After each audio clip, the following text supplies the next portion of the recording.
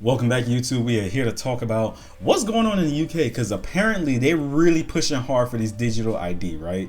Keir Starmer, their prime minister, is really trying to have a handle on this and try to show the benefits of it, and the people of the UK, they're not happy. And it seems like people on both sides of the political aisle are uniting against this.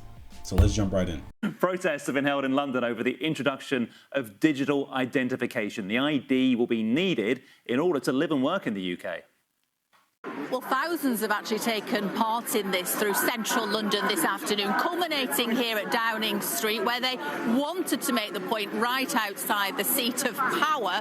And what's interesting about the people gathered here today is the fact that there's so many people that you wouldn't really expect to be at a protest ordinarily. People who just feel very strongly that they feel this is taking society in the wrong direction. They very much think that these digital ID cards are the wrong way to go. They say it's a risk to their security and to their privacy, and they say they will hold protests like this until these ideas are scrapped. Well, the government's insisted that they're going to make people's lives easier if they're introduced in 2029. That it'll be an app on your smartphone, a bit like the NHS app that many people have got, and it will give people access to some of the public services and make life easier, and also to tackle illegal migration as well by proving people's right to work. But these proposals have been criticised by a lot of people who say this is like a digitisation of personal information. It raises some questions, as I say, about where this data and these details go. Well, I've been talking to some people here about what they think. Let's hear what some of the protesters have to say about this idea. One thing I'll say as well is that I've been doing a little bit of research on what's been going on in the UK. They're also trying to push forward live facial recognition. So essentially they'll have cameras throughout certain parts of their city that will essentially record the faces of their people as they're passing by. And they want to implement that, as a security measure, because they always try to put things as security, right? A lot of the people, just like what's going on here, are not happy with that. And truthfully, with the bit of information that I have, this does sound a little bit dystopian, like they're trying to track people, because the whole digital ID, right? They're trying to set that up as to prevent and or stop illegal migration, as opposed to just strengthening your borders. They come over through the water, you strengthen your navy, and then you make it so that they either send them back or bring them to shore and then find a way to send them back. I don't understand how this is a big issue. How are you struggling with this? They always try and pose something as a way to protect their people, Same thing with facial recognition, the live facial recognition. They're trying to say, well, this is to make it so that they can respond to crime a whole lot faster. They could get people off the streets that have committed crimes. That has its own slew of issues, because there's already been cases of when they can't identify people's faces, naming people that are brown, people of color, and they kind of get them mixed up with other people. Also women as well, which I was doing a little bit of research. There have been cases of women being either banned from establishments and or being arrested because they got their face mixed up with someone else. So I don't know what's going on with the UK. I don't know what they're trying to do, but the shit don't seem right. We want our freedom. We need to keep control of our sovereignty. End of. You start down this route and then it just goes on. Yeah. I'm born here. I live here. I've got an address here. I pay council tax here. So you just don't think it's necessary? Nobody wants to be chipped and pinned and corralled and computerized and controlled by the government, which is what this is all about. Digital ID. It's not about keeping immigration down. You don't need, the Navy can do that, the law can do that. It's about controlling us. Well, it's not just members of the public unhappy at these plans. Political parties have also said they don't support them. The Conservative Party said this is a gimmick and it won't stop the boats. Nigel Farage said he'd oppose the idea, and the Lib Dems say they wouldn't support people being made to turn over their private data. But certainly a very strong feeling here in London. They say they won't stop until these plans are thrown out. Yeah, just like what that gentleman said. I said the exact same thing. The Navy could deal with that. And then not only that, let's just say you have an issue of, the immigrants taking the jobs from people. You can find ways to penalize the ones that are giving them jobs because they don't have the proper identification to be able to be paid the way that, normal citizens would get paid. So just penalize them and put it to such an extent that they won't try to transgress against that. I don't know. Maybe I'm off. I'm not a politician, but to me, a lot of this stuff just sounds like common sense. About digital ID cards. Well, there'll actually be an app on your phone, and basically it's going to stop you working as a legal migrant. Apparently that's why the Prime Minister, Keir Starmer, wants to bring it in. But it's a load of nonsense, and the public knows that. Fascinating new research carried out by Lord Ashcroft, the pollster.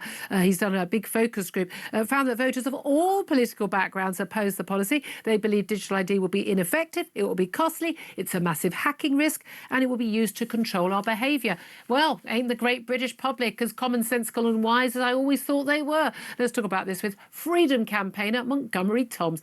Good afternoon to you, Montgomery.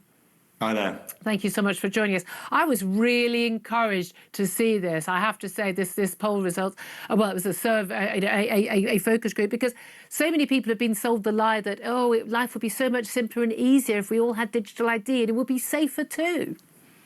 No, absolutely. I think something that you touched on just before I came on was the fact that this is not kind of like a left wing or a right wing thing we're dealing with here.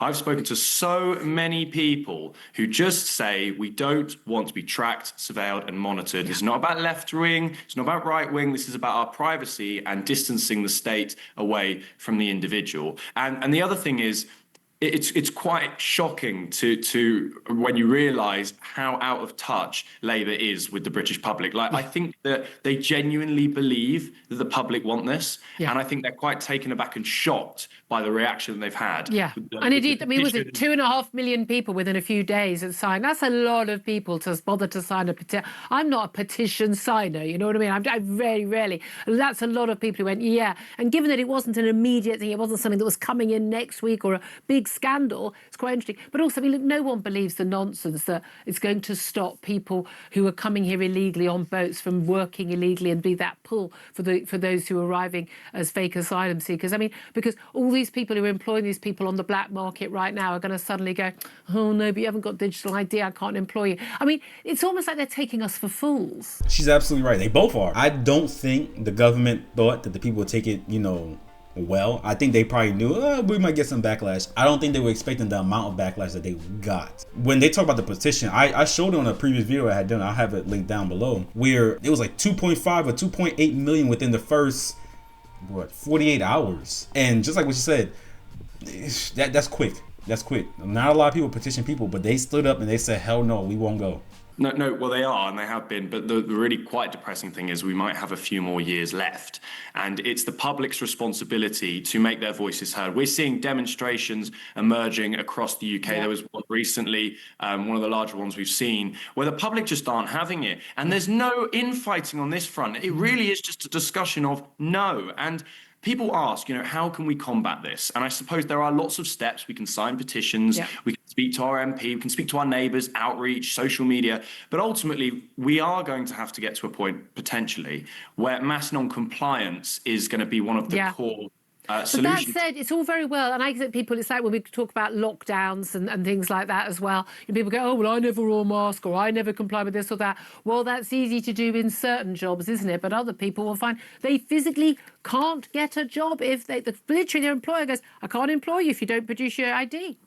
Yeah, no, you are right, and I'm not being blasé about the repercussions, of course. I mean, I work with Together Declaration, which were formed out of the kind of COVID lockdowns, pushing back against a papers police culture, and that's why we've pushed forward for a digital bill of rights to say we need to ring fence our freedoms here. We're not against technology. It'd be ridiculous to say that. We're just against it being mandated, being forced on the public, and it coming with a side dish of, let's face it, a dystopian sort of social credit system style Orwellian And that's not people think that's a Hollywood conspiracy. It's not. It's happening in China right now. It's been happening in India. It's other countries are doing it. And we saw what happened during lockdown. We saw what happened with Canada, with the truckers. We've seen it. It's been happening. It's real. And this is the important thing. It was a real challenge in lockdown to try and get the public on board because there was such an attempt to fearmonger and intimidate from the government. And bearing in mind, they were a conservative government too, right? So this wasn't a left and right thing back there and either. But now the public have had enough. They understand that those that are in power are not interested in listening to the people, inquiring like a petition on that scale, the fact that our current government just batted it away and said we're just not really going to discuss it. Yeah, I know 2.5 that we have this million thing people. called democracy, but let's not bother about Yeah. that. It's just When they were discussing what can be done, and when he pretty much said, hey, look, there needs to be a massive non-compliance, it's kind of scary to think that there's not much they can do except non-compliance. And just like what she had mentioned, there's some people that might not be able to do it because they need jobs. If you go to an employer or employers and they pretty much tell you, hey, I'm not going to employ you because of X, Y, and Z, then what are you going to do? What makes more sense to you? Fall in line, feed your family, feed yourself and your family, or do non-compliance and then run the risk of, economic ruin? That's a very weird and difficult position to be put in because they have no fight back. They signed petitions. The government pretty much was like, just like we said, oh well, we're not gonna talk about it. Don't worry about that. So you're essentially holding your own people hostage, telling them we're gonna do what we want to do and pass what we want to pass, and you can't do a damn thing about it. This is what leads to riots. This is what leads to people fighting back against the government and saying, oh, y'all want to listen to us? Okay, bet. You know what? We're gonna cause havoc in the streets. We're gonna cause massive destruction, and we're gonna find a way for you to listen to us because one way, shape, or form, this is gonna happen. It's terrifying to think that people could do all this, and at the end of the day, it just wouldn't make a difference. Because the government could just go, we don't care.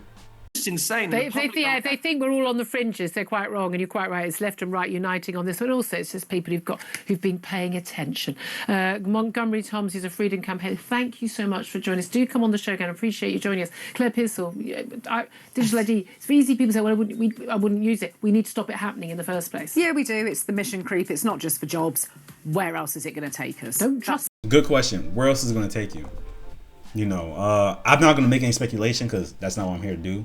I'm just going to base off the facts. And the fact of the matter is that if the people don't want it and they're fighting back against it, people in their government have to at least take stock of that and go, okay, you know what else can we do? If you're telling me that this is all done to make sure that, I guess immigrant workers that come here legally can't work and or I guess protect the jobs of your people, that's weak. You mean to tell me that you can't do anything else? You have to implement a system that everyone has to abide by as opposed to just strengthening your borders and making sure the Navy has a way to stop people from coming in? That's not possible? So you're telling me that anyone, allegedly, could just invade your country and you wouldn't be able to do shit about it? That's what it sounds like to me. I could be off. Well, you guys already know the drill. If you enjoyed the video, leave a like. Comment down below. Tell me your thoughts. What do you feel about, I guess, the people fighting back? Like, if for those of you in the UK, what avenues or approach do you see being, I guess, taken to stop all this? Or you guys pretty much up shit's creek without paddle? Let me know in the comments below. That's it for now. Don't forget to subscribe, and I'll see you in the next one. Peace.